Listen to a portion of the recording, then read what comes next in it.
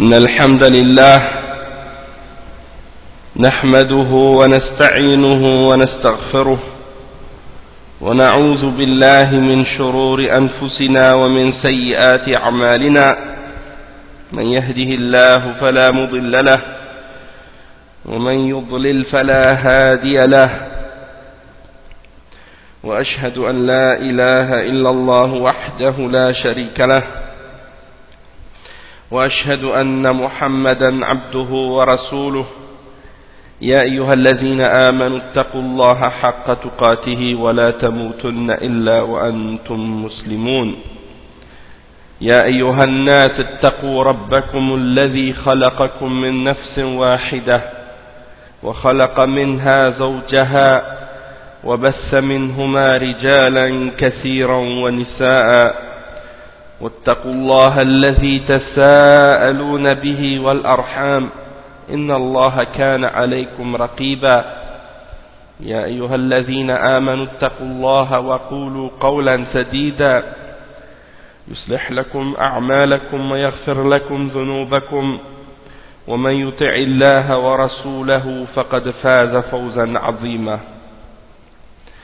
أما بعد إن خير الكلام كلام الله وخير الهدي هدي محمد صلى الله عليه وسلم وإن شر الأمور محدثاتها وكل محدثة بدعة وكل بدعة ضلالة وكل ضلالة في النار أما بعد.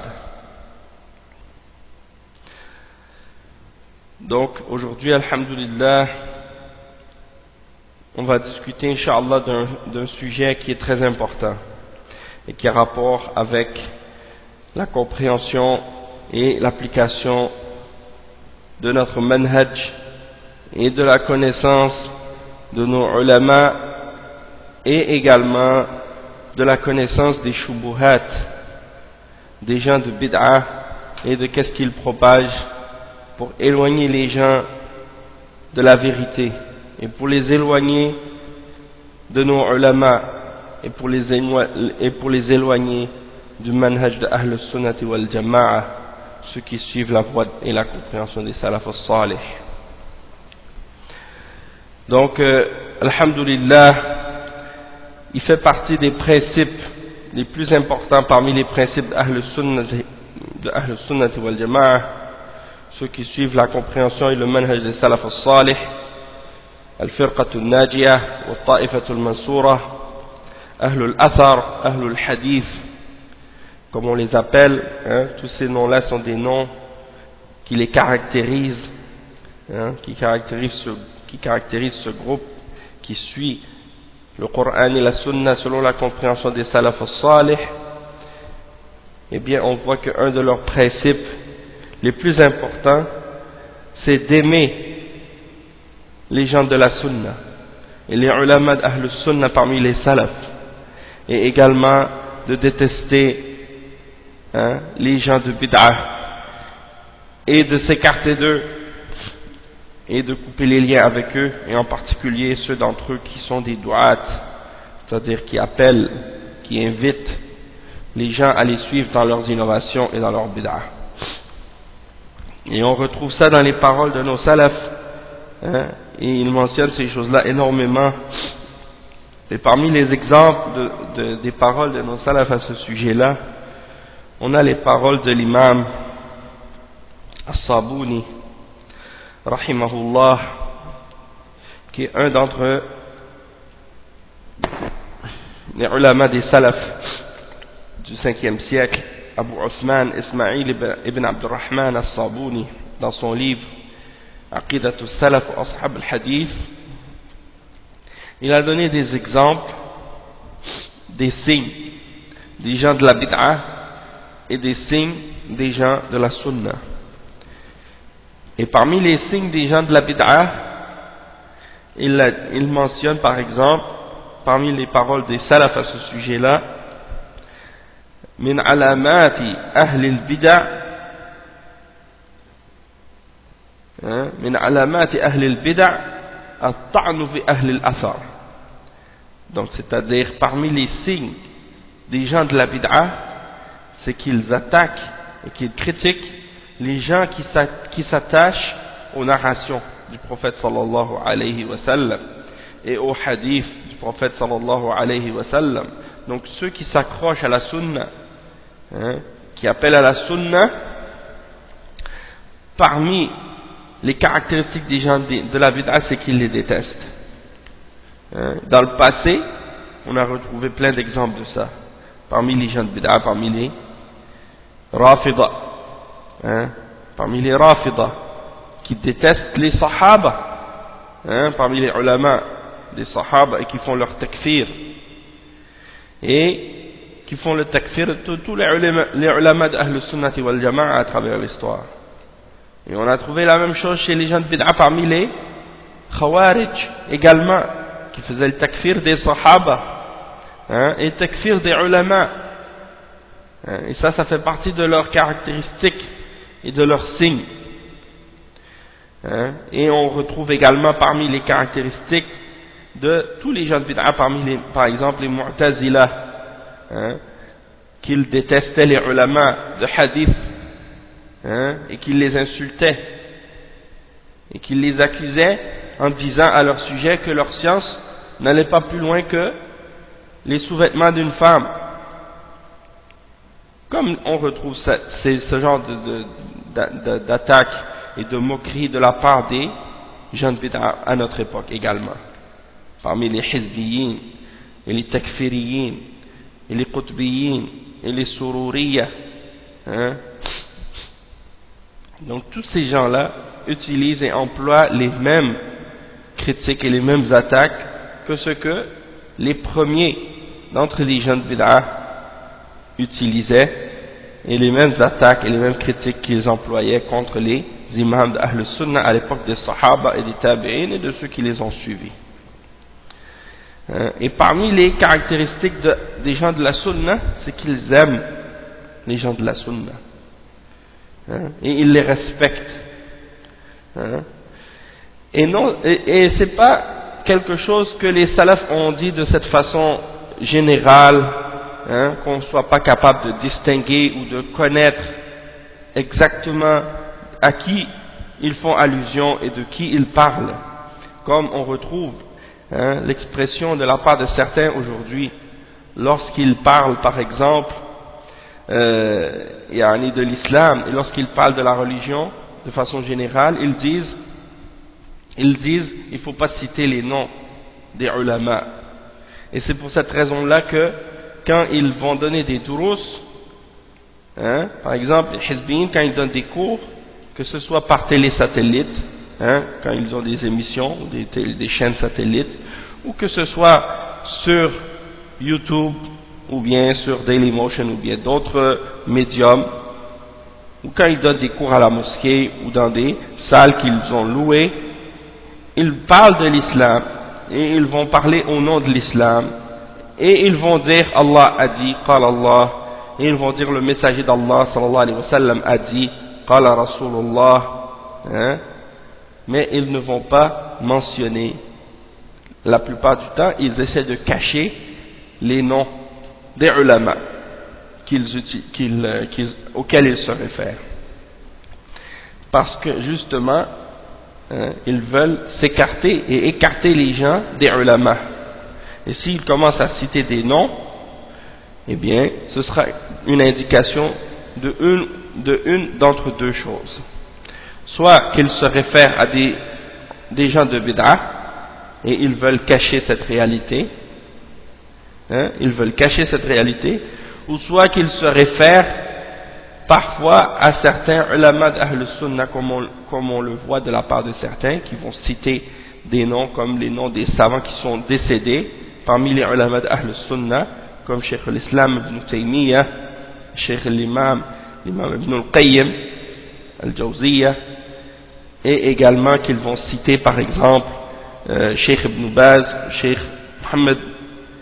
Muhammad ibn Uthaymin, Cheikh Nasiruddin al-Albani, Muhammad Nasiruddin al-Albani. Ils vont citer ces noms-là parmi les ulama qui sont décédés. Mais quand ils arrivent au nom des ulama qui sont morts, donc ils les citent. Mais si c'est des ulama qui sont vivants, eh bien là on remarque qu'ils évitent de les mentionner. Et sinon, ils vont citer parfois les noms de leurs vrais prêcheurs, ceux qu'ils suivent vraiment, qui ne sont pas les ulama et qui contredisent les ulama et qui sont sur le même manhaj qu'eux. Quand ils utilisent les noms des ulama de Ahl Sunnah, c'est uniquement pour essayer de se camoufler et de se donner une image, pour essayer de faire croire aux gens qui sont salafis, qui suivent le Coran et la Sunna, qu'ils ont une part de la vérité et qu'ils suivent le manhaj des salafs. Mais la réalité c'est le contraire, puisqu'ils sont sur une voie et sur une méthodologie qui est en opposition totale avec ce que suivaient ces ulama-là. Parce que les ulama, ils ne faisaient pas juste suivre le Coran, et les ulama salafiyin de notre époque ou du passé, ils ne faisaient pas seulement suivre des versets et des hadiths dans le Coran, et de prendre comme ça à gauche et à droite. Ils avaient une compréhension globale et une méthodologie globale également de la religion. Et ils avaient une compréhension qui les réunissait avec tous les salafs du passé.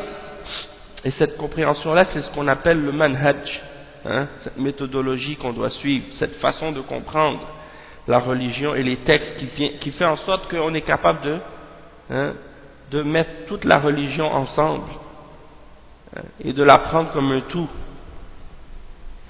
et non pas d'en prendre une partie et de laisser l'autre.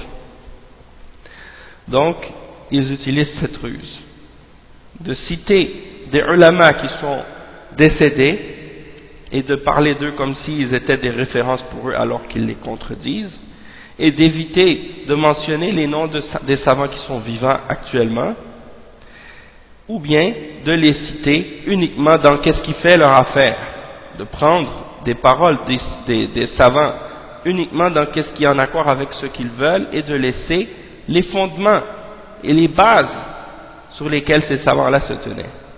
Parmi les exemples de ça, on a les paroles de l'imam Abu Uthman As-Sabuni, qui dit par exemple,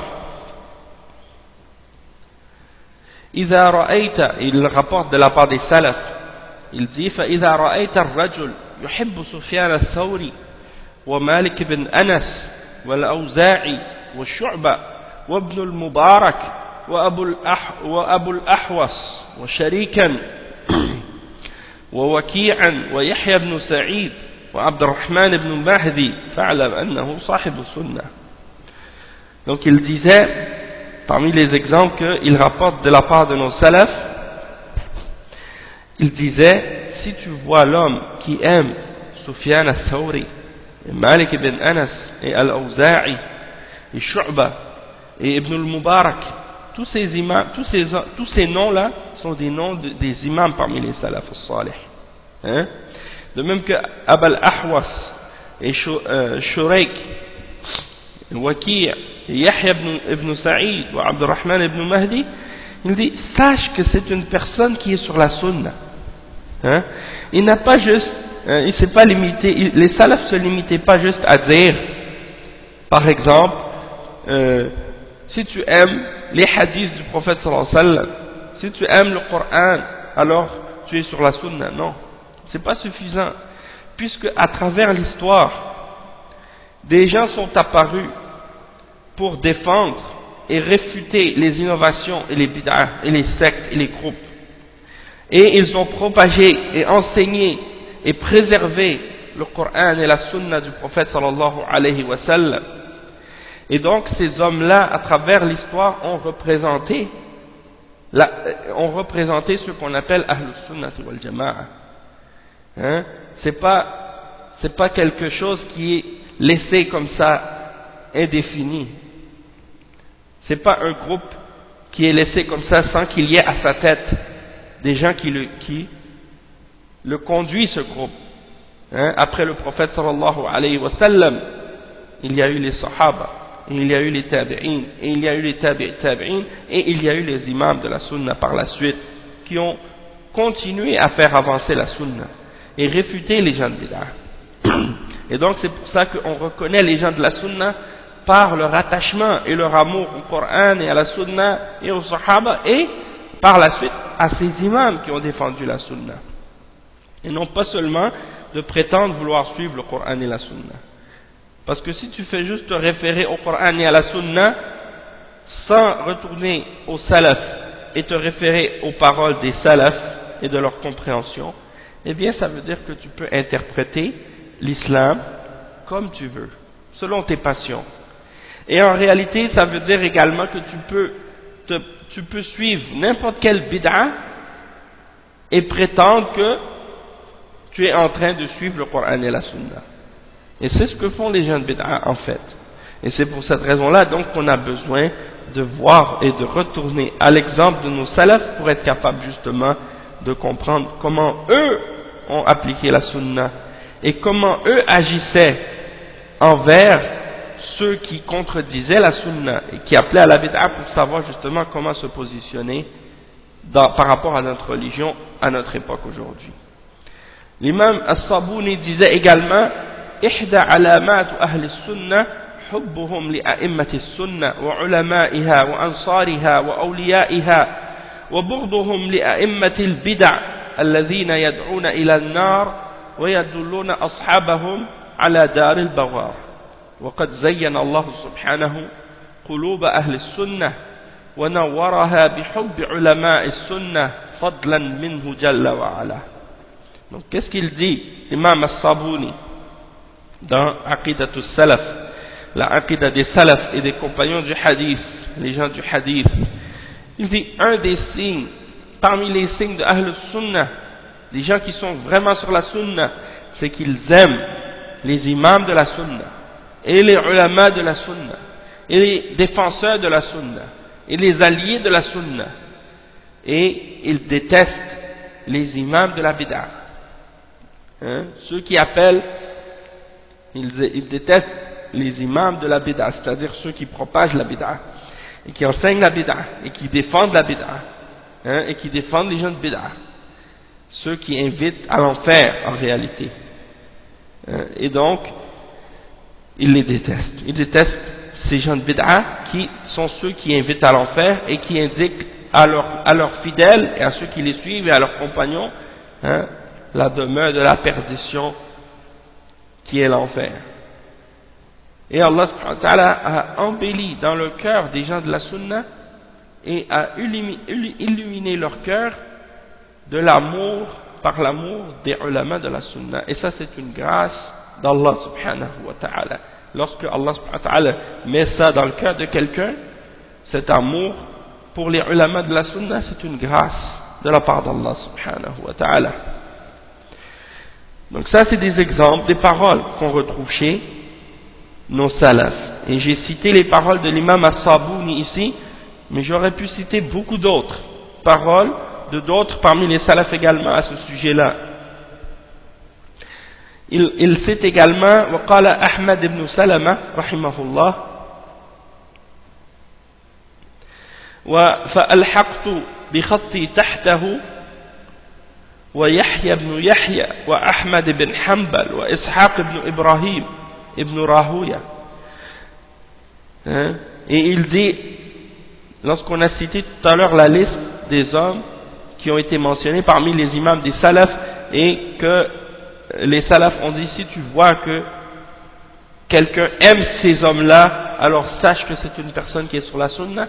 Ahmad ibn Salama, il a rajouté d'autres noms, il a rajouté d'autres noms à cette liste, et il dit, j'ai rajouté avec ma main, j'ai écrit par la suite en dessous de ces noms-là également Yahya ibn Yahya, un des imams des salafs, et Ahmad ibn Hanbal, l'imam d'Ahl Sunnah, et Ishaq ibn Rahuya, Ishaq ibn Ibrahim ibn Rahuya. Et il dit ensuite فلما انتهينا إلى هذا الموضع نظر إلينا أهل نيسابور وقال هؤلاء القوم يبغضون يحيى بن يحيى يبغضون يحيى بن يحيى فقال يا أبا رجاء ما يحيى بن يحيى قال رجل صالح إمام المسلمين وأسحاق بن إبراهيم إمام وأحمد ابن حنبل عندي أكبر من سميتهم كلهم. Donc il dit quoi ensuite?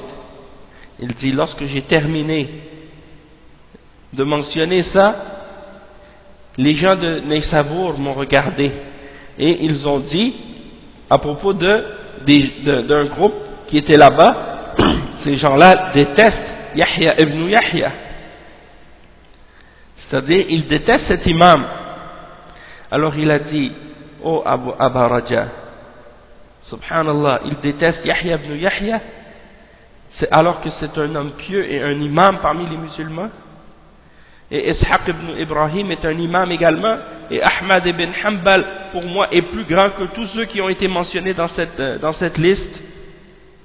Alors ça c'est un exemple pour dire que si quelqu'un déteste un d'entre ces imams de la sunna, eh bien il déteste la sunna, et c'est donc un signe que c'est un innovateur. Parce que dans les gens de la sunna, il y a des degrés, dans le sens que pas tout le monde sont au même niveau dans leur science, pas tout le monde sont au même niveau dans leur piété, pas tout le monde sont au même niveau dans leur compréhension parmi les gens de Ahl Sunnah. Parmi les gens de Ahl Sunnah, il y a les imams et les ulama qui sont à la tête de cette voie et qui sont les représentants de cette voie.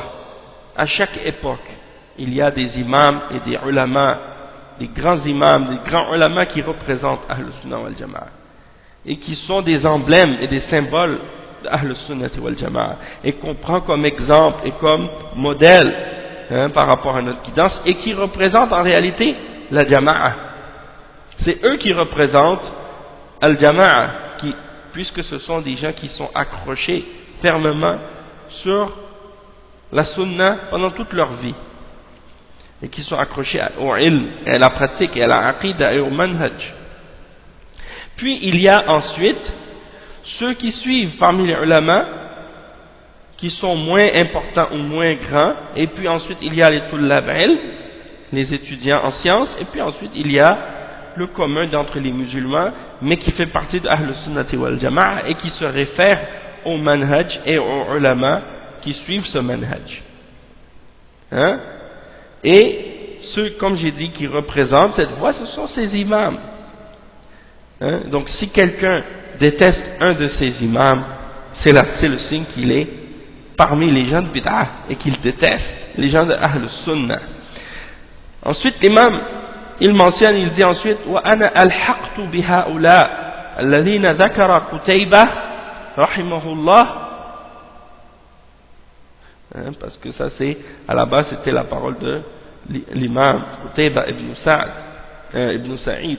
Donc il rajoute à cette liste de noms que Qutayba a mentionné, parce que c'est une liste que l'imam As-Sabuni a citée de l'imam Qutayba. Qu'est-ce qu'il dit, rahimahullah? Il dit, أنا ألحقت بهؤلاء الذين ذكر قتيبة رحمه الله أن من أحبهم فهو صاحب السنة من أئمة أهل الحديث الذين بهم يقتدون وبهديهم يهتدون ومن جملتهم وشيعتهم أنفسهم يعدون وفي اتباعهم آثارهم يجدون جماعة آخرين منهم محمد بن إدريس الشافعي وسعيد بن جبير والزهري والشعبي والتيمي ومن بعدهم كالليث بن سعد المصري والأوزاعي والثوري وسفيان بن عيينة الهلالي وحماد بن سلمة وحماد بن زيد ويونس بن عبيد وأيوب السختياني وابن عون ونظائرهم ومن بعدهم. Donc après le cheikh il dit également, j'ai ajouté et j'ai mis d'autres noms à la suite des noms mentionnés par Qutayba, parmi ceux que celui qui les aime il fait partie des gens de la sunna. Et parmi les imams, des gens du hadith, chez qui on doit prendre l'exemple et qu'on doit suivre leur guidance, hein, et qui font partie de ce groupe et de ceux qui suivent cette voie, hein, qui sont comptés parmi eux. Et parmi eux, donc, d'autres qui suivent parmi eux, qui n'ont pas été mentionnés dans la liste précédente. Il y a par exemple Muhammad ibn Idris al-Shafi'i, l'imam Shafi'i, qui est un des imams parmi les imams des salafs. Hein? Et tu vois aujourd'hui les pires innovateurs parmi les gens d'égarement, que ce soit des soufis, parmi les gens qui suivent des turuq, ou bien des asha'ira, qui suivent ilm al-kalam et d'autres bid'a, qui nient les attributs d'Allah, et qui font d'autres égarements également, qui vont citer le nom de ces grands imams de Ahl Sunnah, comme l'imam Malik ibn Anas, et l'imam Shafi'i, et l'imam Abu Hanifa, et l'imam Ahmad, qui citent les noms de ces grands imams-là, comme si eux, ces imams, étaient d'accord avec leur voix, et comme si eux pouvaient prétendre les suivre aujourd'hui, alors qu'ils ont rejeté le plus important et qu'ils ont contredit le plus important de ce que suivaient ces imams, qui est leur aqidah et leur manhaj. C'est-à-dire que les gens d'aujourd'hui qui prétendent suivre ces imams-là, parmi les soufis et les gens de bid'a et les hizbiyin, qui disent nous on est sur le madhab de ces imams, ils ont contredit le plus important de ce que ces imams-là ont ramené, c'est leur aqidah, qui est la aqidah de Ahl Sunnah, la aqidah des salafs, et leur manhaj, qui est un manhaj de suivre et de s'accrocher au Coran et à la Sunna, et de ne rien mettre au-devant du Coran et de la Sunna, hein, et de s'accrocher à ça, et de rejeter toutes les bid'ah. Ils ont contredit dans cette partie-là qui est la plus importante. Et ensuite, il y a d'autres noms également, comme Saïd ibn Jubayr, qui fait partie des imams des salafs, et Az-Zuhri, et Al-Sha'bi, et Al-Taymi, et ceux qui viennent après également, et également l'imam Al-Layth ibn Sa'd, et l'imam Al-Awza'i, et l'imam Sufyan al-Thawri, et Sufyan ibn Uyayna, et Hammad ibn Salama, et Hammad ibn Yazid, et Yunus ibn Ubayd, et Ayyub al-Sakhtiyani, et Ibn Aoun, et ceux qui sont de cette catégorie-là. Pour la plupart d'entre les gens d'aujourd'hui, si tu leur cites la plupart de ces noms qu'on vient de mentionner maintenant, ce ne sont que des noms pour eux. C'est-à-dire que ces noms-là pour eux n'a aucun effet sur eux lorsqu'ils les entendent, parce qu'ils les ignorent, ils ne les connaissent pas. Ils ignorent totalement qui ces hommes-là sont.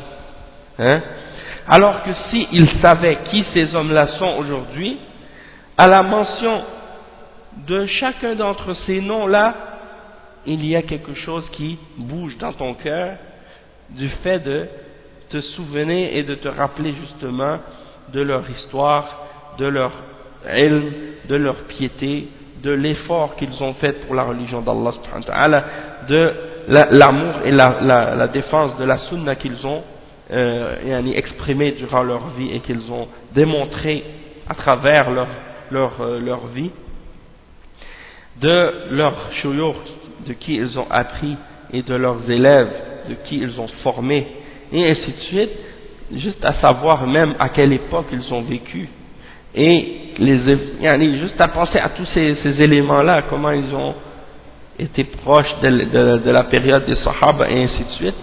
Toutes ces choses-là sont des choses que lorsqu'on entend ces noms-là, ça nous fait réagir, et on a automatiquement de l'amour pour ces grands hommes. Mais si on les ignore, et si on les connaît pas, eh bien on va jamais être capable vraiment d'apprécier et de comprendre pleinement et correctement la voie de Ahl Sunnati wal Jama'ah et la compréhension des salafs, parce qu'on ne connaît même pas qui sont nos salafs. Et si on ne connaît pas qui sont nos salafs, comment on peut prétendre être un salafi, si on ne connaît même pas leur biographie, et si on ne connaît même pas leur vie, à la limite, ceux les plus importants d'entre eux, ceux qui sont les plus connus, comme ceux qu'on a mentionnés par exemple, donc ça c'est très important. Et il a rajouté encore, hein, ومن بعدهم, et ensuite après eux, comme Yazid ibn Haroun al-Wasiti, et Abdul Razzaq ibn Hammam al-San'ani, et Jarir ibn Abdul Hamid al-Dabbi, et après eux également Muhammad ibn Yahya al-Zuhli et Muhammad Ismail al-Bukhari. C'est qui Muhammad Ismail? Muhammad ibn Ismail, c'est l'imam al-Bukhari, celui qui a écrit le Sahih. Et Muslim ibn al-Hajjaj al-Qushayri, c'est l'imam Muslim, hein? Et l'imam Abu Daoud al-Sijistani, c'est l'imam qui a écrit Sunan Abi Daoud, qui fait partie également des imams des Salaf et qui suivait l'Aqidah et le manhaj des Salaf. Et Abu Zur'a al-Razi et Abu Hatim al-Razi et le fils de Abu Hatim ibn Abi Hatim également, et Muhammad ibn Muslim et Muhammad ibn Aslam al-Tusi et Uthman ibn Sa'id al-Darimi al-Sijzi et Muhammad ibn Ishaq ibn Khuzaymah, hein, Shaykh al-Islam al-Naysaburi, alladhi kana yud'a imam al-a'imma, on l'appelait l'imam des imams. Qui? Muhammad ibn Ishaq ibn Khuzaymah al-Naysaburi, qui est mort en 331, si ma mémoire ne me trompe pas. Donc on l'appelait l'imam des imams, on l'appelait Shaykh al-Islam. Hein? Wala umri kana imam al-a'imma fi asrihi wa waqtihi. Et l'imam al-Sabuni, il dit, l'imam Abu Osman al-Sabuni, il dit, et je jure qu'effectivement il était l'imam des imams à son époque. À son époque. Hein? C'était un des grands imams parmi les imams. Et il a des livres, parmi les livres qu'il a écrits, Kitab al-Tawhid et Al-Asma al-Sifat. Hein? Donc ça c'est des exemples. Des gens aujourd'hui ne connaissent pas ces imams-là. L'imam Abu Ya'qub, Ishaq ibn Ismail al-Busti, Al-Hassan ibn Sufyan al-Fasawi, et ainsi de suite. Donc il y en a beaucoup d'autres encore qui ont été mentionnés. Donc il dit, ça c'est des noms, parmi les noms des gens d'Ahl Sunnah. Et si tu vois des gens qui détestent ces imams-là, il y en a beaucoup d'autres encore, eh bien, c'est la preuve qu'ils ne sont pas des gens qui sont sur la Sunnah. Hein?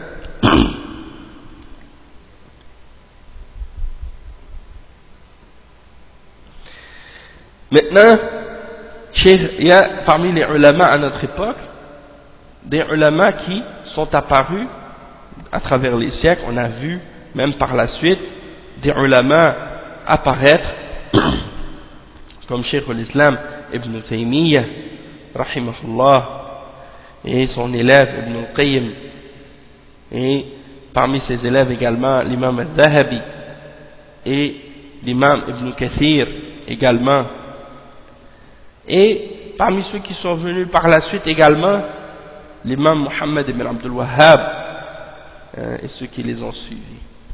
Donc, parmi les imams qui ont défendu la voie de Ahl Sunnah et leur aqidah et leur compréhension, il y a ces imams-là également. Et ils peuvent être ajoutés à cette liste que l'imam As-Sabuni a mentionné, parce qu'ils ont suivi ces imams-là. Et ils ont défendu ces imams-là. Ils n'ont rien ramené d'eux-mêmes.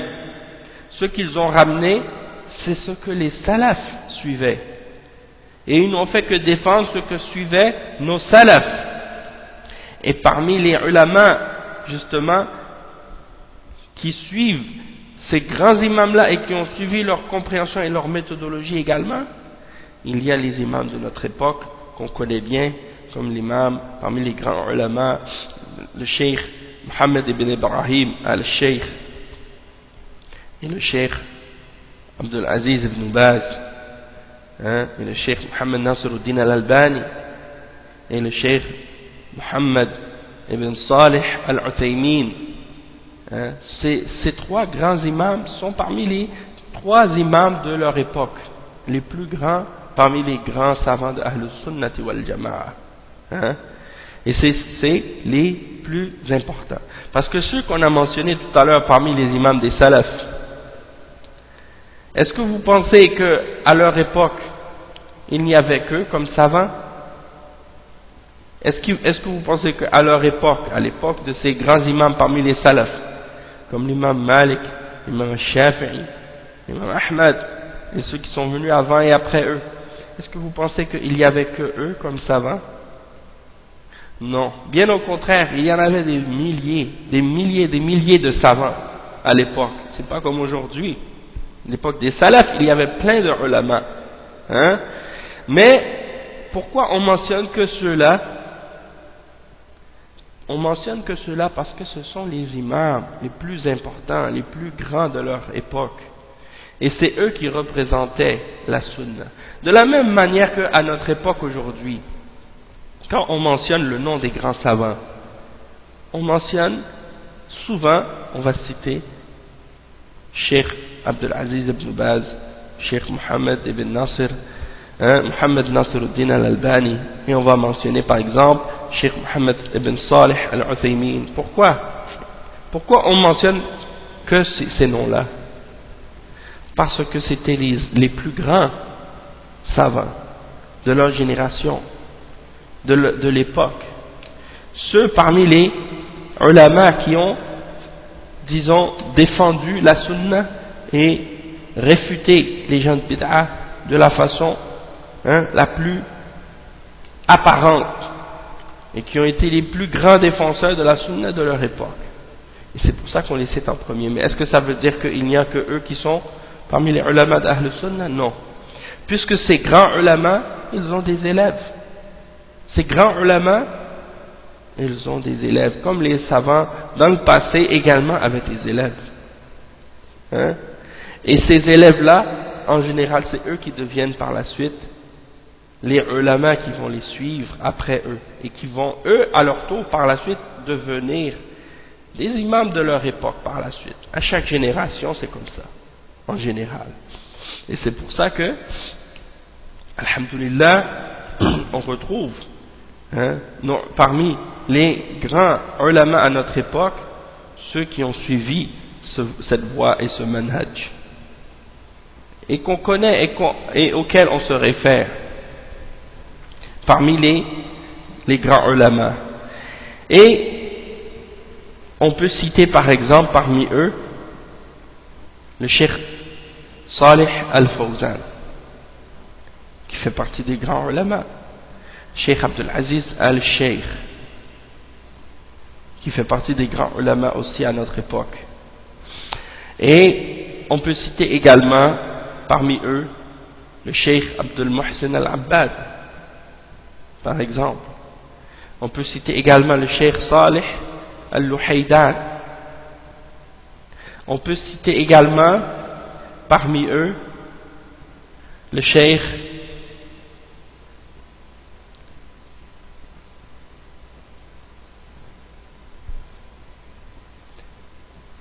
on peut également citer parmi eux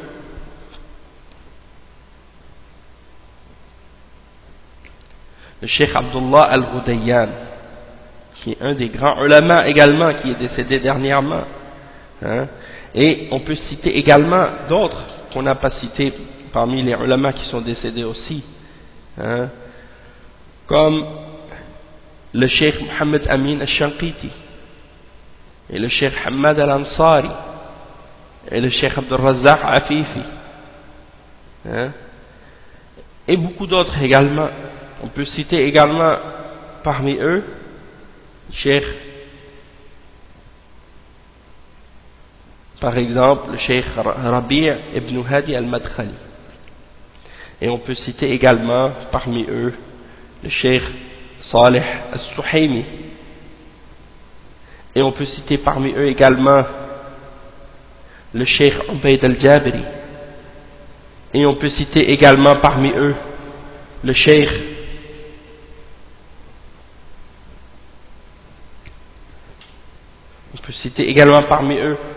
Zayd al-Madkhali. Et on peut citer également parmi eux le Cheikh Salih al-Sheikh. Et on peut citer également parmi eux beaucoup d'autres savants parmi eux, le Cheikh Mohammed ibn Hadi al-Madkhali, et d'autres parmi les grands savants aussi.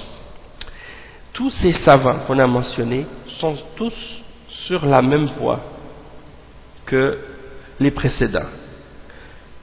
Et on ne peut pas oublier également parmi les grands ulama à notre époque, parmi les grands ulama, le Cheikh Muqbil ibn Hadi al-Wadi'i, qui est parmi les grands ulama également qui ont défendu la sunna et la voie d'Ahl Sunnah, et qui est aimé par tous les salafis sur la terre et qui est détesté par tous les gens de bid'ah. Tous ces grands imams sont des imams de la sunna et des ulama de la sunna de notre époque, et les gens d'Ahl Sunnah les aiment et les gens de la bid'a les détestent de la même manière qu'ils détestent et qu'ils détestaient également ceux qui les ont précédés. Et si à notre époque, comme je disais tout à l'heure, parmi les gens de bid'a, qu'on retrouve certains qui essaient de s'attacher ou de mentionner ou de s'affilier ou de prétendre suivre les ulama de la salafiyya, les ulama d'Ahl Sunnah, comme on voit aujourd'hui certains mubtadi'a prétendent qu'ils sont maliki ou shafi'i ou hanafi, ou même hanbali parfois, mais qui contredisent dans l'aqidah, dans le manhaj de ces imams, eh bien on peut dire que ces gens-là, ils essaient de se donner une crédibilité en mentionnant ces imams, alors qu'ils les contredisent dans les plus importants de la religion. Eh bien c'est la même chose pour qu'est-ce qu'on retrouve à notre époque de la part des gens de Hizbiyya et de Bid'a, qui prétendent vouloir suivre la sunna et qui prétendent être salafis, même s'ils détestent le nom, et qu'ils font tout pour éloigner les musulmans de l'utilisation et de l'emploi de ce terme et de ce nom honorifique, parce qu'ils ont la haine contre la salafiyya en réalité, mais ils veulent essayer quand même de se prétendre salafis. Eh bien on retrouve ces exemples-là. Et comment on a vu à notre époque la même chose arriver lorsque le Cheikh Mohammed ibn Abdul Wahhab a revivifié et a réformé la religion en ramenant la pureté de la aqidah et la défense du tawhid et le combat de la bid'a et le combat du shirk et des égarements et des superstitions et des faussetés dans la religion. Il a ramené tout ça. Et les gens de bid'a parmi les soufis et ceux qui les suivent ont dit, ces gens-là ramènent quelque chose de nouveau. Ces gens-là ont ramené quelque chose qui est contraire à ce qu'on a suivi. Pourquoi? Parce que ces gens-là, ces gens de bid'a, qu'est-ce qu'ils ont fait? Ils ont voulu faire un détournement de la religion.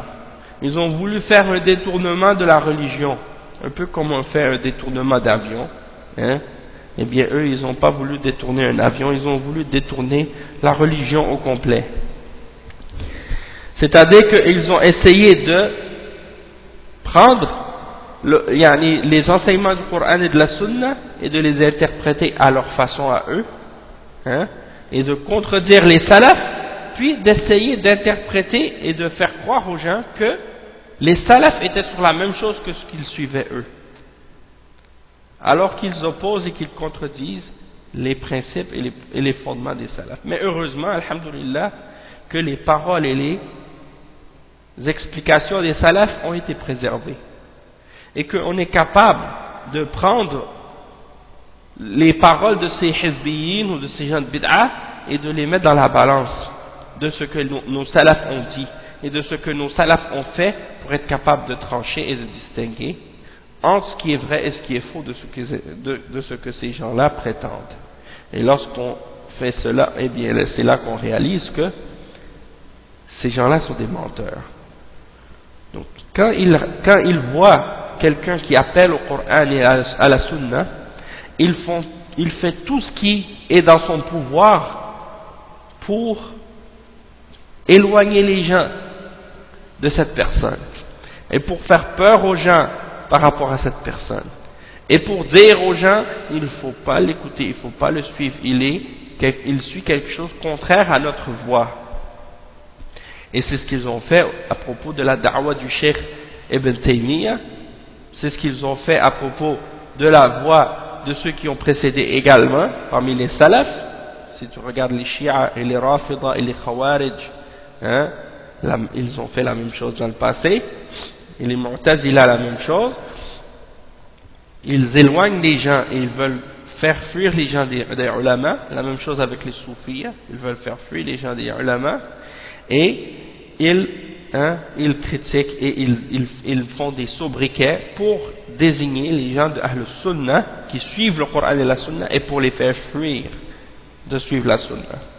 Donc on va retrouver par exemple chez ces gens de bid'a qu'ils vont appeler les gens qui suivent la salafiyya, et les salafs ils vont les appeler comment? Ils les appellent des wahhabiyya. Ils vont dire ah ça c'est des wahhabis, c'est des wahhabis. Pourquoi? Parce que parmi les ulama qu'ils suivent il y a le cheikh Muhammad ibn Abdul Wahhab, et étant donné que un des savants parmi les savants de Ahl Sunnah qui a ramené les enseignements des salafs à leur origine, dans leur pureté, et qui a fait comprendre aux musulmans la réalité de ce que les salafs ont suivi, la réalité de ce que signifie suivre le Coran et la Sunna. Il a ramené la pureté de la religion, la pureté de la aqidah et le tawhid, et la pureté également de suivre la Sunna et de s'écarter des innovations et des bid'ah. Alors eux ont dit cet individu-là, il est un danger pour nous. Il faut faire fuir les gens de cet individu-là, et il faut leur faire croire que c'est quelque chose qui est différent, que c'est quelque chose qui est nouveau, que c'est une secte, que c'est un groupe sectaire, qu'ils ne suivent pas le Coran et la Sunna. Alors ils ont inventé ce sobriquet qui est le terme wahhabi, et ils l'utilisent et ils l'emploient pour faire peur aux gens, pour dire aux gens ah mais ça c'est des wahhabiyya, fais attention, c'est des wahhabiyya. Et quand tu leur demandes mais c'est quoi wahhabiyya, et là ils disent mais c'est Muhammad ibn Abdul Wahhab et lui il faisait ci, il faisait ça, et ils l'accusent de choses qui sont le contraire de ce qui est la réalité. Parmi les accusations, on les connaît, on les a entendues. Les accusations, c'est par exemple de faire le takfir des musulmans. Ça, c'est une des accusations. Et on sait très bien que la réalité de ça, c'est le contraire. Puisque le cheikh Mohammed ibn Abdul Wahhab, sa aqida, c'est l'aqida des salafs. Et par rapport au takfir, il a une position très claire. C'est qu'il est interdit à tout musulman de faire le takfir d'un musulman pour un péché qu'il fait. Et ça c'est la position de Ahl Sunnah wal Jama'a, qu'on n'a pas le droit de faire sortir de l'islam un musulman pour un péché qu'il a commis parmi les grands péchés, tant qu'il ne l'a pas rendu halal. Donc comment ces gens-là pourraient-ils prétendre que Mohammed ibn Abdul Wahhab faisait le takfir des musulmans? C'est un mensonge et c'est une calomnie, parce que les gens de bid'a n'ont pas d'autre moyen pour éloigner les gens de la sunna et de la salafiyya que le mensonge et la ruse. Donc ils n'ont pas d'autre moyen que le mensonge et la ruse. Et le cheikh Mohammed ibn Abdul Wahhab, il a clairement expliqué qu'il fait le takfir de celui qui fait le shirk akbar et le kufr akbar, c'est-à-dire que celui qui commet un shirk majeur ou un kufr majeur, après qu'on ait établi contre lui la preuve et qu'on ait appliqué, on a établi la preuve contre lui et on a clarifié pour lui les ambiguïtés qu'il avait, et on a éliminé les empêchements et on a établi les conditions qu'elles sont présentes. Là il faisait le takfir de celui qui faisait le shirk majeur, comme celui qui adore les tombes, celui qui adore les morts, qui prie à un saint ou à un ange ou à un djinn, qui cherche la protection en autre que Allah et qui invoque et qui adore d'autres que Allah subhanahu wa ta'ala, qui prie à un prophète ou à un ange ou à un saint ou à un djinn ou à un arbre, qui met sa confiance et sa crainte et son amour en autre que Allah subhanahu wa ta'ala, et qui commet des actes d'adoration et qui pratique des actes d'adoration pour autre que Allah. ou qui nient des choses qui font partie de la religion, ou qui affirment ce qui oppose la religion, et ainsi de suite, parmi les choses qui annulent l'islam de quelqu'un, parmi les nawaqid, nawaqid al-islam, les annulatifs de l'islam. Donc, celui-là, il déclare kafir.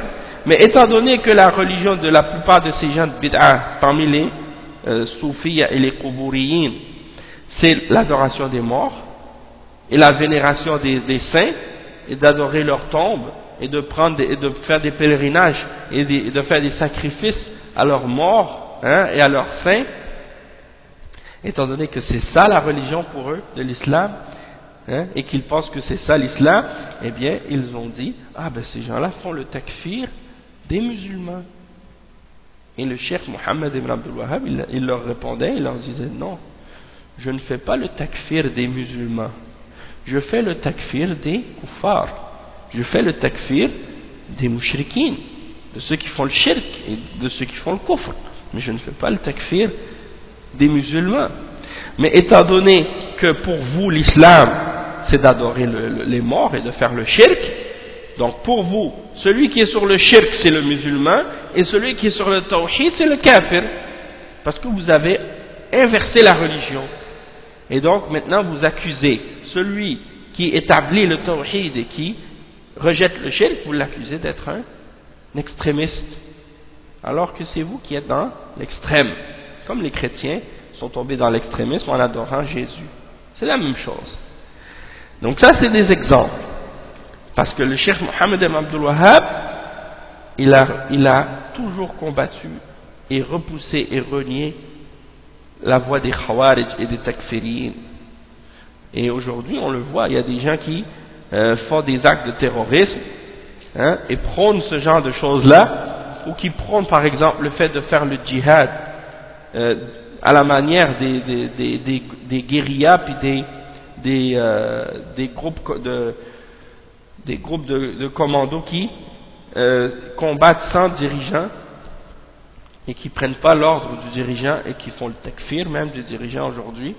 Ils prennent leur exemple, ils suivent ce modèle, et ils pensent par cela qu'ils suivent l'exemple du cheikh Mohammed ibn Abdul Wahhab. Non, le cheikh Mohammed ibn Abdul Wahhab il a combattu avec un dirigeant et derrière le dirigeant et avec son commandement.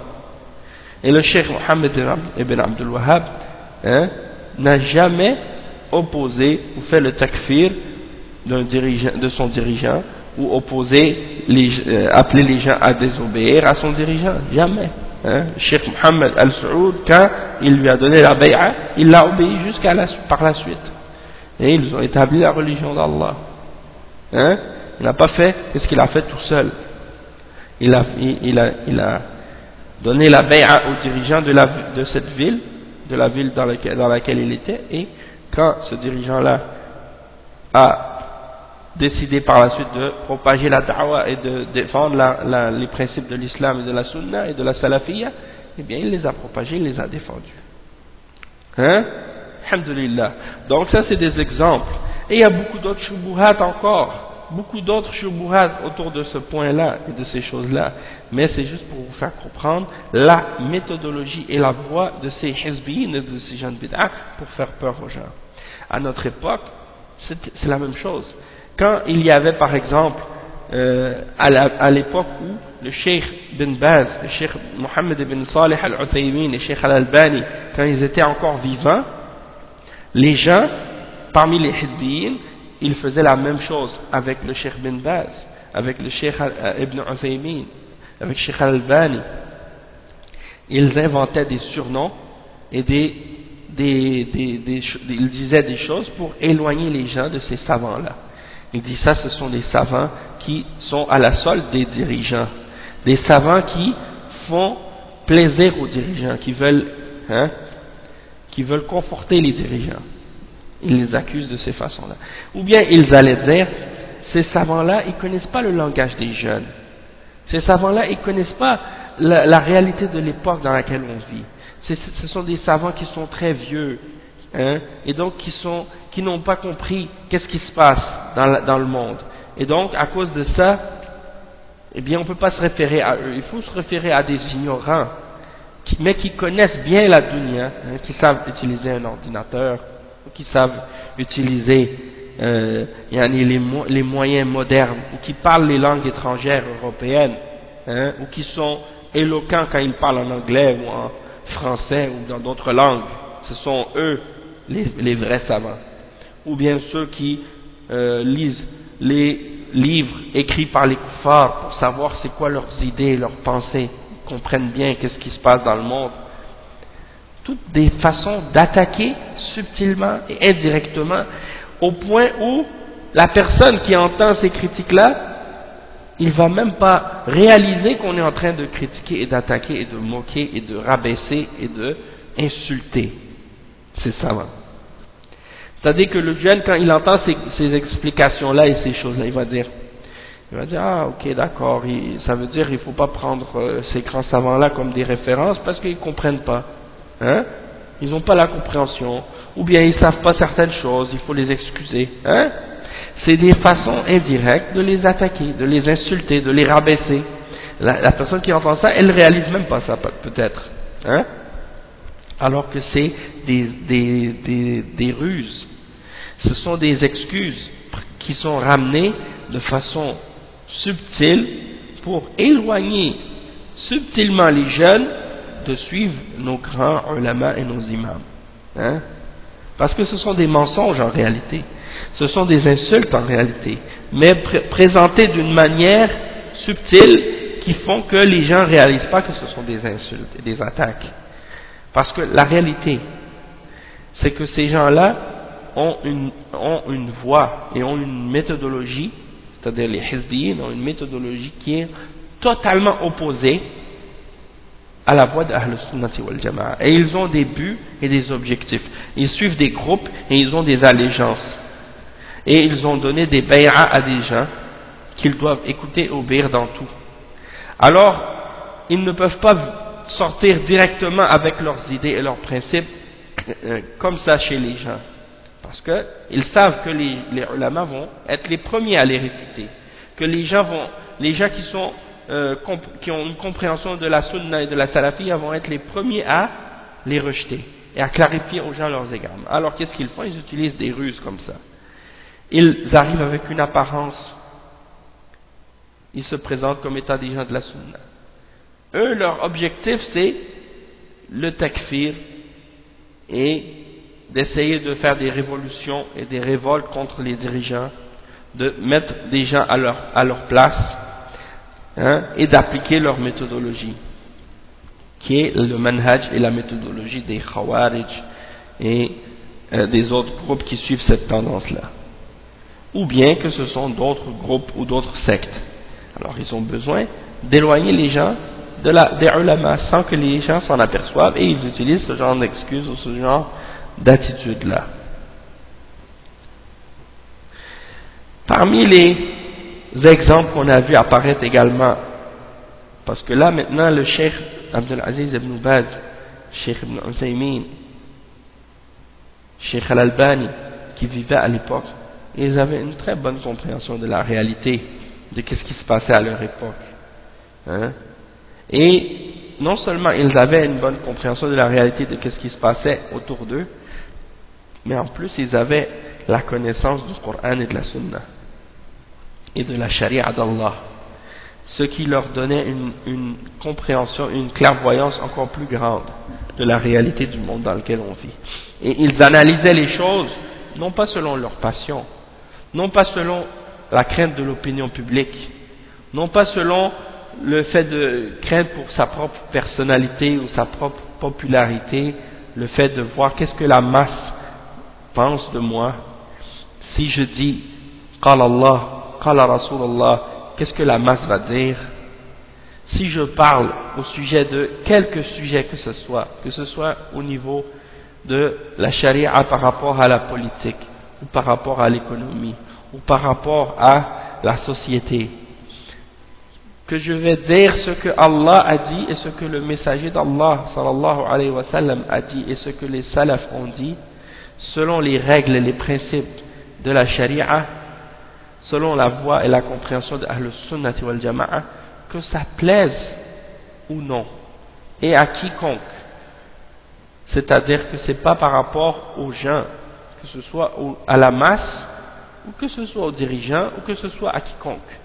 Lorsque les ulama d'Ahl Sunnah wal Jama'a, les ulama qui suivent la voie des salafs, font une fatwa, c'est une fatwa qu'ils font selon la connaissance de ce qu'ils ont du Coran et de la Sunna et de la voie et la compréhension des salaf salih, et non pas pour plaire à quiconque d'entre les hommes. Hein? Alhamdulillah. Tandis que les hizbiyin font des fatwas pour plaire à l'opinion publique, pour plaire à la masse, pour plaire à la rue, pour plaire à la rue comme les démagogues qui disent à la masse ce que la masse veut entendre pour leur faire plaisir, pour avoir son accord et son approbation, pour se faire aimer. Et ça, c'est l'égarement total. Hein? Ceux qui veulent faire plaisir à des gens et donc qui vont leur faire des fatwas en accord avec leurs désirs et non pas selon le Coran et la Sunna. La réalité, c'est ça. C'est que les ulama, quand ils font des fatwas, les ulama d'Ahl Sunnah, ils regardent qu'est-ce que Allah a dit et son prophète. Ils ne regardent pas rien d'autre. Bien entendu, ils vont regarder aussi les principes et les règles de la charia qui sont supportés par les preuves du Coran et de la Sunna, et également qu'est-ce qui a été ramené et clarifié comme compréhension par nos salafs. D'accord? Et parmi les ulama par la suite qui sont venus, parce que comme je disais tout à l'heure, maintenant, à l'époque de Cheikh Ben Baz, Cheikh Ibn Uthaymin, Cheikh Al-Albani, il y a des individus qui sont sortis et qui se sont attaqués à ces grands ulama-là. Hein? Comme par exemple, on a trouvé de la part de certains individus parmi les Sururiya, hein, comme Salman al-Auda, Safar al-Hawali, hein, Aïd al-Qarni, Nasir al-Umar, hein, on a trouvé des individus comme ceux-là qui font partie de ce groupe qui est le groupe des Sururiya, Mohamed Surur, Zayn Abidin, hein, et d'autres également parmi les Hizbiyin, qui se sont attaqués aux grands ulama et qui les ont qui ont essayé de les dénigrer, de les rabaisser de la façon dont je vous ai mentionné aujourd'hui. Maintenant, il y a des groupes, parmi les djihadis, les takfiris, soit à Montréal ou ailleurs, hein, ils dénigrent, et à l'époque ils dénigraient ces grands savants-là, et ils les dénigrent encore aujourd'hui, et plus encore. Mais ces grands ulama maintenant sont morts, rahimahumullah. Alors, ils peuvent maintenant essayer de prétendre qu'ils sont d'accord avec eux ou qu'ils les aimaient. Hein? Ils essaient d'utiliser ce genre de ruse.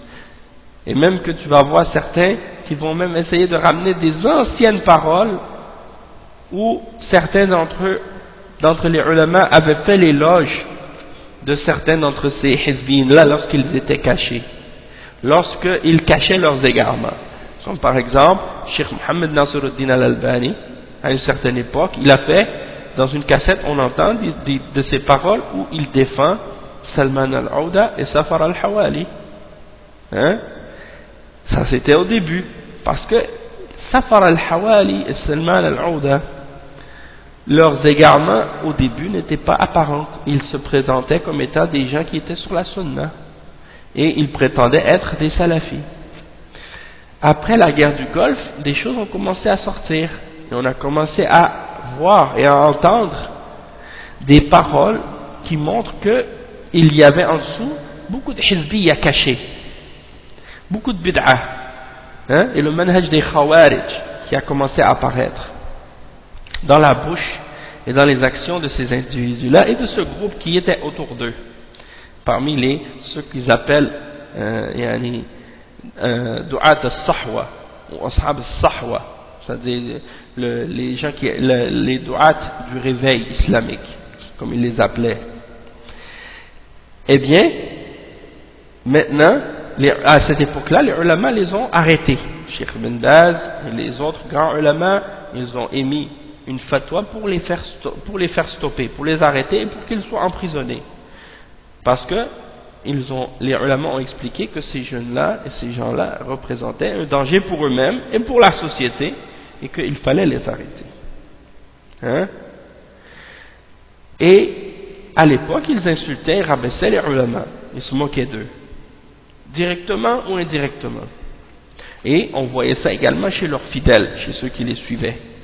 Et étrangement, on voyait qu'il y avait une collaboration et un support entre les gens les Ikhwan par exemple, les frères musulmans, à l'extérieur de l'Arabie Saoudite, et avec ceux qui font partie justement de ces individus-là en Arabie Saoudite. C'est-à-dire qu'il y avait comme un genre de collaboration entre les deux.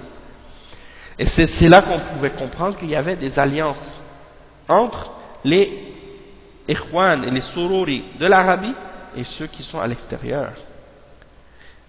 Puisque les gens ces Hizbiyin en Arabie Saoudite supportaient toutes les tendances qui étaient contraires à la salafiyya et contre les salafis à l'extérieur de l'Arabie Saoudite, hein, et les gens de l'extérieur de l'Arabie Saoudite qui faisaient partie justement des takfiriyin, des djihadiyin, des khawarij, hein, des soufiyin même parfois, et même des gens qui appellent à la hizbiyya claire parmi les ikhwan, supportaient ces gens-là.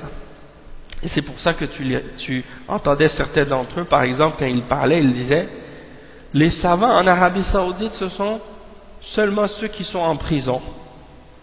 Hein? Quand tu parles à des hizbiyin, premièrement, la première chose que tu remarques d'eux, c'est qu'ils détestent l'Arabie Saoudite. Et en particulier les ulama. Et ils les accusent directement, hein, d'être des hypocrites et même des kuffars parfois. Hein? Et ensuite, deuxième chose, qu'est-ce que tu remarques? Hein?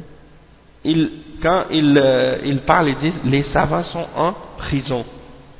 Pour eux, tous les savants sont en prison là-bas. Ça veut dire quoi? Ça veut dire que pour eux, les savants, ce sont les hizbiyin et les mubtadi'a qui suivent le manhaj des khawarij et qui ont été arrêtés justement pour ça.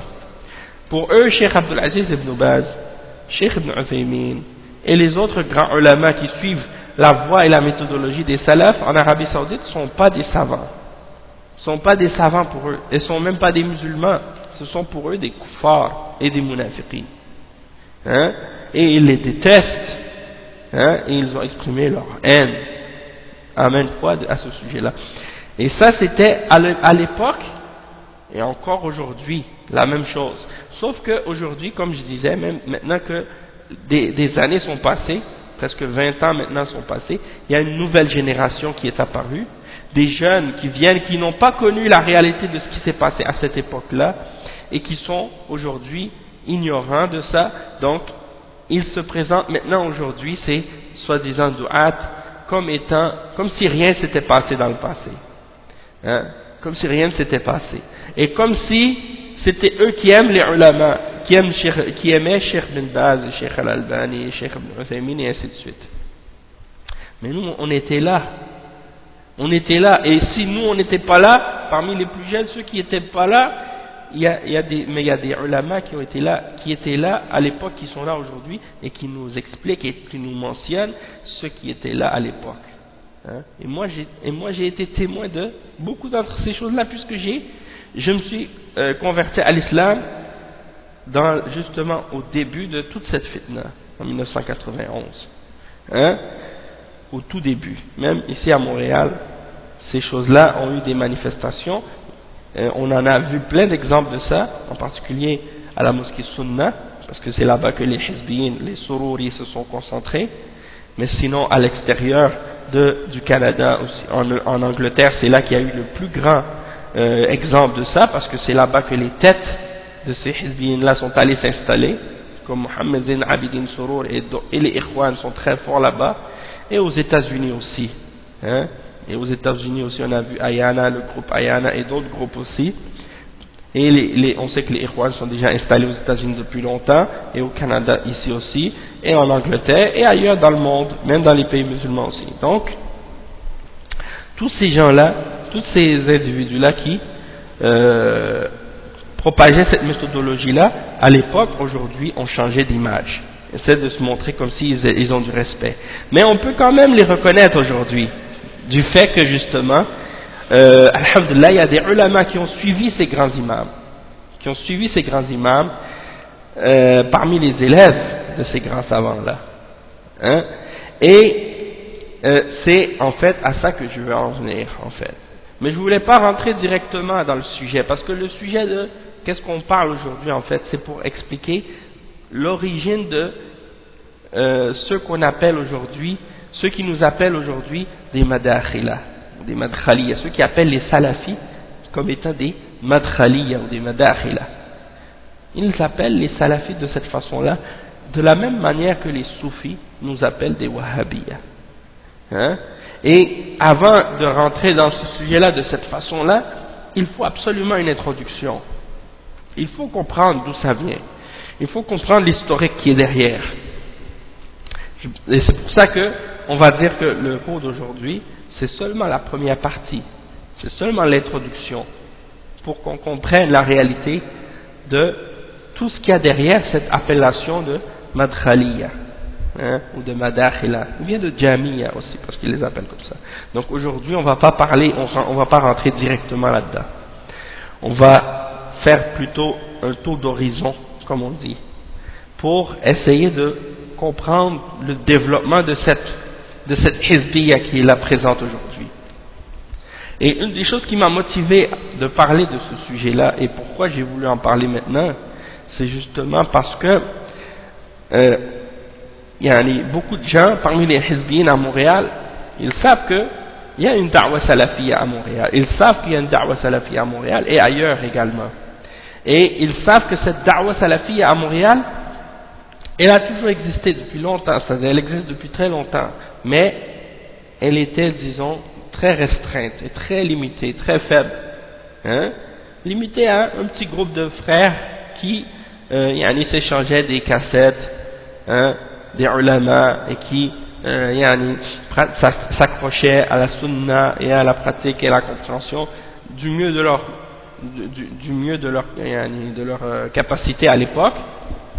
Mais disons peut-être qu'il n'y avait pas la possibilité ou la capacité ou le temps de vraiment essayer de faire des efforts pour essayer de le faire connaître aux autres.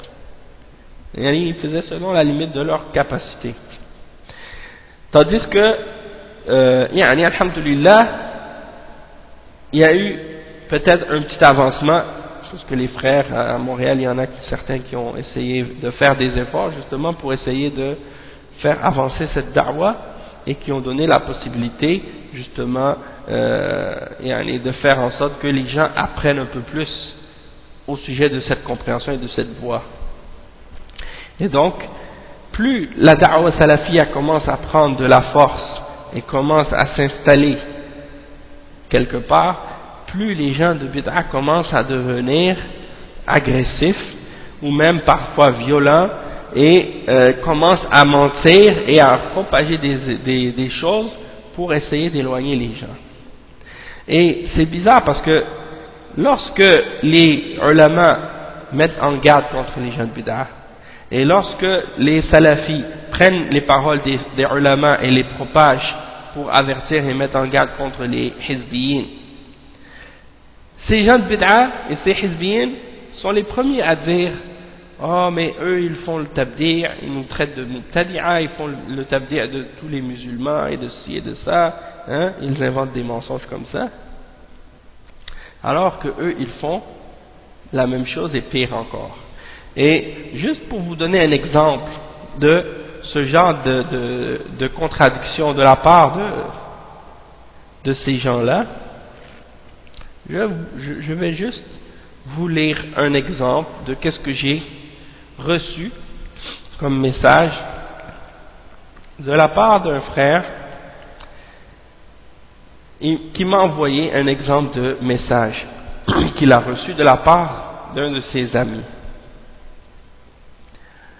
Parce que vous savez que dernièrement en été, on a fait au début de l'été, au mois de juin, on a fait un séminaire à Montréal, moi ainsi qu'un frère, le frère qui s'appelle Shakir Abou Bachir, qui est un frère canadien converti qui a étudié plus de 15 ans au Yémen, hein, et qui est retourné là-bas maintenant. Eh bien, lorsque on a fait les affiches et qu'on a fait la publicité pour le séminaire, il y a eu un genre de branle-bas chez les hizbiyin. Ils ont commencé à, comme on dit, à shaker, ils ont commencé à secouer, à trembler, parce que ils ont vu que les salafis ont décidé de présenter aux gens le manhaj et la da'wah dans un séminaire organisé, et ça les a dérangés. Alors ils ont commencé à faire une grande propagande pour dissuader et décourager toute personne de participer ou même de venir entendre qu'est-ce qu'on allait expliquer. Et c'était vraiment une propagande acharnée qu'on a trouvée sur Facebook et ailleurs, dans d'autres, par email, ils s'échangent des emails, mais ils essaient toujours d'être discrets. En tout cas, parmi les frères, un frère m'a envoyé un exemple de ce que ces gens-là disaient. Et on les connaît, ces gens-là, ce sont des takfiriyin, ou bien des gens qui suivent ces tendances-là parmi les hizbiyin à Montréal. Mais juste pour vous montrer l'exemple, comment ces gens-là parlent. Un exemple, je conseille de ne pas assister à ce séminaire donné par un frère Haïti, sectaire et dangereux pour la communauté. Subhanallah. Donc sectaire, ça veut dire que je fais partie d'une secte, et ça veut dire que je suis sur une bid'ah. Et dangereux pour la communauté. D'accord?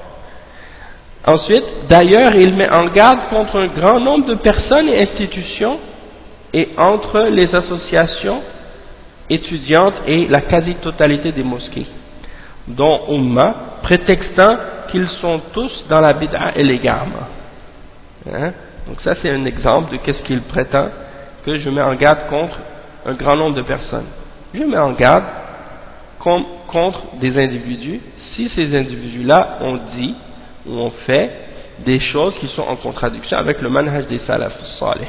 Et ça, de mettre en garde contre ça, c'est une obligation pour tout musulman. Et si des ulama ont mis en garde contre des personnes, ou des individus, ou des groupes, et que moi, je prends ces mises en garde-là et que je les diffuse pour que les musulmans soient au courant du danger qu'il y a dans ces groupes ou dans ces individus-là, eh bien, alhamdoulilah, ça c'est une obligation et un devoir pour chaque musulman de faire ça, s'il veut vraiment le bien pour ses frères. Maintenant, étant donné que dans une ville comme Montréal par exemple, il y a beaucoup de bid'a, il y a beaucoup de sectes, beaucoup d'individus qui ont des notions, des compréhensions incorrectes de l'islam, et qu'il y a peu de gens qui sont sur la sunna, eh bien, ça peut paraître un peu marginal. Certaines personnes vont dire, ils vont pointer du doigt toute personne qui appelle à la sunna et qui met en garde contre la bid'a. Pourquoi? Parce qu'ils sont très peu. Et donc, ça paraît aux yeux de la masse, aux yeux des gens, comme si, mais ça c'est quelques individus qui critiquent la majorité ou un grand nombre de la communauté, une grande partie de la communauté. Comme si, pour eux, ça c'est le signe d'un extrême. Malgré que tout ça c'est relatif. Puisque si on était dans une ville où la majorité des gens, ou une grande partie des gens seraient sur le Coran et la Sunna et la compréhension des salafs, eh bien, les choses seraient différentes. Mais bien entendu, alhamdulillah, petit à petit, comme on dit, les choses commencent à changer. Les gens commencent à comprendre qui sont qui et qui est qui. Alhamdulillah, et c'est ça que ces gens-là ne veulent pas en fait.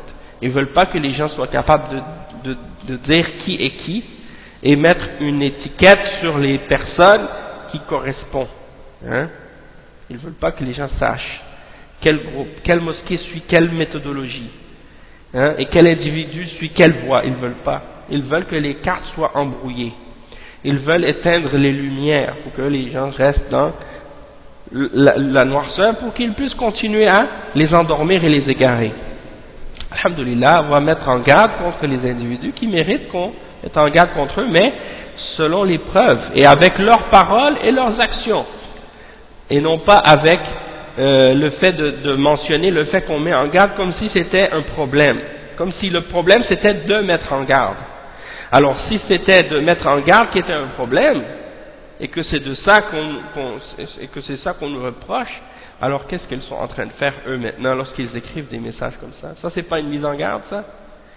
Hein? Donc si c'était un problème seulement le fait de mettre en garde, et que le fait de mettre en garde contre un groupe ou contre un individu, c'était ça le problème, alors ça c'est la preuve que ces gens-là connaissent rien, hein, de l'islam et de la nasiha et du principe de l'islam, comme al-jarh ou ta'dil ou autre. Ça on va y revenir.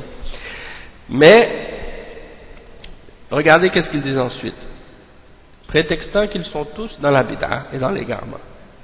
Un petit point ici en passant, c'est que si on dit par rapport à un groupe ou à une mosquée ou à une association qu'ils suivent une bid'a ou qu'ils sont sur une bid'a ou sur la hizbiyya ou bien qu'ils sont sur le manhaj des ikhwan, ça ne veut pas dire que chaque individu dans ce groupe ou chaque individu dans cette mosquée ou chaque individu dans cette association est nécessairement dans cette bid'a ou sur une bid'a ou dans l'égarement. Peut-être parmi eux certains sont ignorants, ils ne savent même pas que ce groupe-là suit une innovation ou une bid'a. Et donc ça c'est un jugement qu'on fait qui est un jugement général, mais ça ne s'applique pas nécessairement à chaque individu dans ce groupe-là. Donc ça c'est un point important à mentionner en passant. Ensuite il dit pour le frère Al-Kanadi, c'est-à-dire le frère Shakir, il dit je ne connais pas, mais renseignez-vous sur qui est Sulayman Al-Hayti. Hein? Ensuite un autre dit en dessous, les deux sont hérétiques, madakhila, les pires innovateurs que l'on peut trouver se réclamant de l'islam. Subhanallah. Donc, l'hérésie, certains le traduisent par la bid'a ou par az-zandaqa parfois, donc le zindiq ou le mubtadi', on va dire que on est sur une bid'a, on est des gens de bid'a pour eux. Et cette bid'a c'est quoi? C'est la bid'a des madakhila. Ça, c'est le nom de la secte dans laquelle on est supposé appartenir, ou dans laquelle on est supposé être. C'est ça notre secte selon lui. Et qu'on est les pires mubtadi'a, les pires innovateurs qui peuvent se réclamer de l'islam. Donc on est des mubtadi'a, on est en dehors de la sunna selon lui. Hein? Et on se réclame injustement de l'islam. À la limite, c'est proche du takfir. Qu'est-ce qu'on lit dans cette parole-là? Sinon, c'est un tabdi'. Et c'est un tabdi' injuste. Et ça, on va le clarifier, on va le prouver, Inch'Allah, dans les cours qui vont suivre par rapport à ce sujet-là, Inch'Allah. On va parler, on va expliquer, c'est quoi les madakhila? C'est qui? D'où vient ce nom-là? C'est quoi cette appellation-là? Est-ce que c'est une secte? Hein, vraiment? Et si c'est une secte, c'est quoi ses croyances? C'est quoi sa voix? C'est qui l'a fondée? C'est quoi le... Hein? C'est qui le prône? On va rentrer dans les détails de cette question-là pour clarifier, Inch'Allah, et juste pour expliquer. Donc aujourd'hui, considérons que c'était une introduction, hein, et pour finir aujourd'hui, donc justement, je vais justement vous lire une parole de Cheikh Rabi' al-Madkhali, un des ulama de notre époque. Et souvent quand ils parlent de madakhila, ils font justement référence à Cheikh Rabi', mais on va comprendre exactement d'où ça vient et qu'est-ce que ça signifie cette histoire. Par rapport à qu'est-ce qu'on a lu depuis le début, quand on a lu les paroles de l'imam As-Sabuni, quand il a parlé de l'exemple de ceux qui aiment les gens de la sunna et de ceux qui détestent ces gens de la sunna, et que ça c'est un signe qui distingue entre les gens de Ahlus Sunna et les gens de la bid'ah. Le Cheikh Rabi' il dit dans le sharh qu'il a fait de Aqidat al-Salaf wa Ashab al-Hadith à la page 249, il dit الشاهد أن هؤلاء جميعا من أئمة السنة يحبون وكذلك من بعدهم. أن هؤلاء جميعا من أئمة السنة يحبون وكذلك من بعدهم. والمصنف توفي في منتصف القرن الخامس، وجاء بعد هؤلاء أئمة مثل أئمة العلم من المقادسة وبعدهم ابن تيمية وابن القيم والذهبي وابن كثير وغيرهم كثير ممن خدم السنة ورفع راية السنة، وجاء بعدهم الإمام محمد بن عبد الوهاب رحمه الله وتلاميذه، وهكذا. ولا تنقطع هذه الطائفة بقول الصادق المصدوق صلى الله عليه وسلم: ولا تزال طائفة من أمتي قائمة بأمر الله لا يضرهم من خذلهم ولا من خالفهم حتى يأتي أمر الله وهم ظاهرون على الناس. فمن يبغض الآن مثلا ابن تيمية وابن عبد الوهاب رحمهم الله، وهو ما هو منهجه؟ الذي يبغض ابن باز والألباني وابن عثيمين وأمثال هؤلاء ما هو منهجه؟ لا شك من أهل البدع والضلال. Donc le cheikh explique, il dit qu'est-ce qu'on veut dire par l'exemple que le cheikh a cité, du fait que tous ces imams-là sont des imams de la sunna et on doit les aimer. De même que ceux qui viennent après, parce que l'imam As-Sabouni est mort dans le milieu du 5e siècle. Et après lui sont venus des grands imams de l'islam, comme parmi les grands imams de la science, parmi les Muqaddisa. C'est qui? C'est comme Ibn Qudam al-Maqdisi et Al-Hafiz Abdul Ghani al-Maqdisi et les autres imams qu'on appelle al-Maqadisa. Et après lui et après eux également, il y a eu Ibn Taymiyyah et Ibn al-Qayyim et l'imam al-Dhahabi et l'imam Ibn Kathir et d'autres également. Et parmi ceux qui ont servi la sunna et élevé la bannière de la sunna, également parmi ceux qui sont venus après, comme le cheikh Mohammed ibn Abdul Wahhab rahimahullah et ses élèves. Et ce groupe, le groupe sauvé, le groupe victorieux, il ne cessera jamais, il ne sera jamais interrompu. Comme le prophète sallallahu alayhi wa sallam l'a dit, il y aura toujours un groupe de ma umma qui va rester ferme sur l'ordre d'Allah, et ceux qui vont les abandonner, et ceux qui vont s'opposer à eux, ne vont pas leur faire aucun tort, ne leur causeront aucun tort jusqu'à ce que vienne l'ordre d'Allah, et ils seront toujours victorieux sur les gens. Victorieux sur le Coran et sur la Sunna et sur la voie des salafs. Alors celui qui les déteste aujourd'hui, comme celui qui déteste Ibn Taymiyyah et Mohammed ibn Abdul Wahhab aujourd'hui, c'est qui? C'est quoi son manhaj? Le cheikh dit c'est quoi son manhaj? On les connaît ces gens-là parmi les soufiyin et les asha'ira et les ahbash. Depuis que tu leur cites Ibn Taymiyyah et Mohammed ibn Abdul Wahhab, ils vont faire le takfir. À la limite, ils vont faire le takfir, ou bien ils vont dire que ce sont des gens de bid'a ou des égarés. C'est quoi leur manhaj à ces gens-là? C'est des manhaj d'égarement et de bid'a. Demandez à un rafidi. Un rafidi aujourd'hui, quand il veut parler des gens de la sunna et qu'il veut les insulter, il ne va pas dire on déteste les gens de la sunna. Parce qu'ils savent que s'ils disent ça, même si parfois même ils le disent, mais parfois ils veulent tromper les gens de la sunna, alors ils ne veulent pas le dire directement. Qu'est-ce qu'ils vont dire? On déteste les wahhabis. Et ils désignent par le terme wahhabi les gens d'Ahl Sunnah wal Jama'a. La même chose pour les ahbash, la même chose pour les soufiyin, la même chose pour les autres groupes de bid'a, parmi les asha'ira et autres. Ils détestent Ibn Taymiyyah et ils détestent Mohammed ibn Abdul Wahhab. Et ils inventent des mensonges à leur sujet. Et il dit ensuite, et celui qui déteste Ibn Baz, Sheikh Al-Albani et Ibn Uthaymin, et ceux parmi ces savants-là, c'est quoi son manhaj? Aujourd'hui on les connaît ces gens-là parmi les Sururiya et les Qutbiyin et les Ikhwan et les Tabliriyin. Tous ces groupes de Hizbiyin, ils détestent ces imams. Même si parmi eux parfois certains vont essayer de montrer qu'ils les aiment. Et c'est ça qu'on retrouve aujourd'hui. De la part des Hizbiyin à notre époque, qui prétendent aimer les grands imams de la Salafiyya, mais alors qu'ils les détestent. Parce que s'ils les aimaient, comment ils pouvaient détester leurs élèves comme ça? Tu prétends que tu les aimes, ces savants-là, alors tu détestes tous ceux qui étaient les plus proches d'eux et qui ont étudié avec eux toute leur vie. Ça, c'est pas normal. Ou bien est-ce que tous les élèves de ces grands savants sont tous déviés après leur mort? A'udhu billah. Donc ça c'est un exemple. Et il n'y a pas de doute que Hein, ceux qui ont suivi donc le manhaj de Cheikh Ibn Baz et le manhaj de Cheikh Al-Albani et le manhaj de Cheikh Ibn Uthaymin, qui était le manhaj des salaf, et qui les détestent, hein, qui détestent ce manhaj.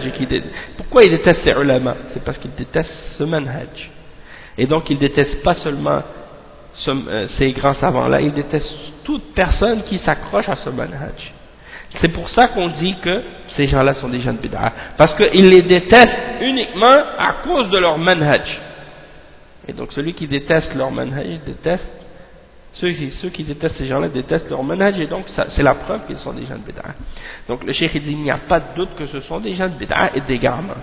تجد فرقا متحزبة لا تحترم هؤلاء وتبغضهم وتناقض منهجهم نسأل الله العافية وهؤلاء مصيرهم مصير أهل البدع ونحن نتولى هؤلاء العلماء لأنهم حفظوا السنة وبلغوها وحفظوا العقيدة وبلغوها وجاهدوا في سبيل ذلك وناضلوا رحمهم الله فلهم منا الولاء والحب وبغضهم من علامات أهل البدع وكذلك من يأتي بعدهم من يسير على وكذلك من يأتي بعدهم من يسير على نهجهم لا يبغضهم إلا أهل البدع والضلال. Ça c'est un point important ici. Cheikh il dit, tu vois des groupes également, des partis, des groupes qui sont organisés aujourd'hui, ils ne respectent pas ces savants-là et même ils les détestent et ils sont en opposition avec et ils contredisent leur manhaj. Nasallallahu al-afiyah. Donc il dit ceux-là, leur destination c'est la destination des gens de bid'a. Et on les place avec les gens de bid'a. Hein? Et nous, on prend pour alliés ces savants-là. Parce qu'ils ont défendu la sunna. Et ils ont transmis la sunna. Et ils ont préservé la aqidah. Ils ont transmis la aqidah. Et ils ont lutté dans le chemin d'Allah pour faire avancer cette aqidah et pour propager cette sunna. Rahimahumullah. Donc ils ont de notre part l'allégeance, l'alliance et l'amour. On les aime et on les prend pour alliés pour Allah. Et on les aime pour Allah. Ceux qui les détestent, ça c'est un des signes qu'ils font partie des gens de bid'a. Hein? Donc ceux qui détestent ces gens-là, ces imams-là, parmi les ulama, eh bien c'est la preuve qu'ils sont des gens de bid'a. Peu importe. Hein? Alors il dit, de même que ceux qui viennent après eux, c'est-à-dire ceux qui viennent après ces grands ulama, qui viennent après Cheikh Ibn Baz, Cheikh Al-Albani, Cheikh Ibn Uthaymin, et qui suivent le même manhaj qu'eux, comme par exemple Cheikh Al-Fawzan, Cheikh Al-Luhaydan, Cheikh Al-Ghudayyan, hein, Cheikh Abdul Aziz Al-Sheikh, Cheikh par exemple Cheikh Rabi Al-Madkhali, hein, ceux-là qui viennent après ces grands imams-là, ceux qui sont sur la même voie qu'eux, c'est seulement les gens de bid'a qui les détestent, et c'est seulement les gens de l'égarement qui les détestent, et c'est ça un des signes des gens de bid'a à notre époque, que tu les vois qui aiment les gens de bid'a et les hizbiyin et qui détestent les ulama d'Ahl Sunnah.